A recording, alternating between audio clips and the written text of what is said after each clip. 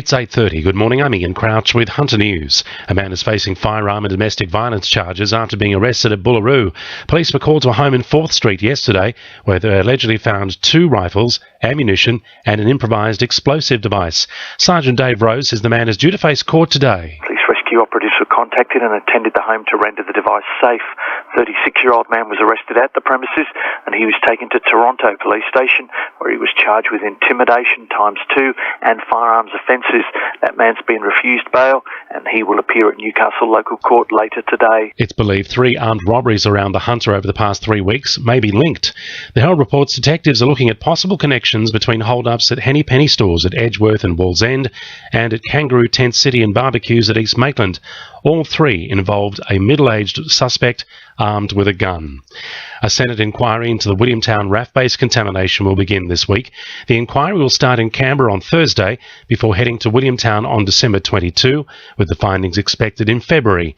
Green Senator Lee Rhiannon hopes it will end the uncertainty surrounding the scandal. There's much that needs to be done, and the inquiry will be broad-ranging so we can look at the livelihood issues, the health, the property values, how to deal with the contamination. We need to get this in detail. A man who passed out on the front porch of a Knights player's home at Hamilton, allegedly in possession of a gun and the drug ice, has faced court and pleaded not guilty.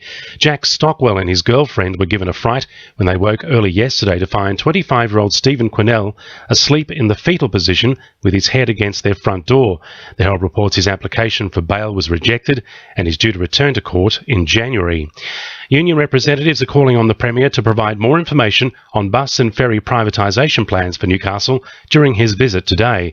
Workers will gather in Civic Park to protest against the government's move, which has left 350 staff with an uncertain future. Newcastle Trades Hall Secretary Daniel Wallace says they've been left in the dark. We haven't got a commitment from the government that they will guarantee the current services that are being provided. We've got workers in disability that face an uncertain future as well. They haven't had the discussions needed to secure their future, or at least secure what terms they will exit the public service. The rally will be held across the road from City Hall, where the Premier is attending a Property Council lunch. Rural Fire Service crews have managed to contain a bushfire at Neath ahead of another very warm day across the Hunter. The fire broke out in bushland to the west of Duffy Drive yesterday afternoon and burnt through 33 hectares before it was brought under control. The Weather Bureau is tipping temperatures in the mid to high 30s today, but there is no total fire ban in force for the Hunter. Sport, thanks to our sponsor, Warners Bay Sports Club. The Newcastle Knights will be facing a tough run in the opening rounds of 2016. The newly released draw has the Knights on home turf only once in the first 5 rounds, as well as taking on 3 5-game turnarounds. The Knights face Canberra, who beat them home and away last season on home turf in round 3. Toronto professional Callan O'Reilly has turned his attention to the New South Wales PGA Championships after narrowly missing a spot in the Australian PGA.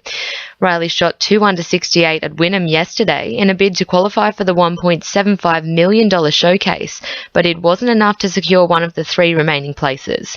He'll have 5 days of preparation before taking on the New South Wales PGA at Riverside Oaks next week. And in racing, Broadmeadow trainer Chris Lees is confident stable star Lucia Valentina is ready to take on the $4.5 million Hong Kong Cup. The 5-year-old mare will fly into Hong Kong today to prepare for the race on December 13. That's sport. I'm Georgia Moylan. 2 NURFM News Time 26 to 9.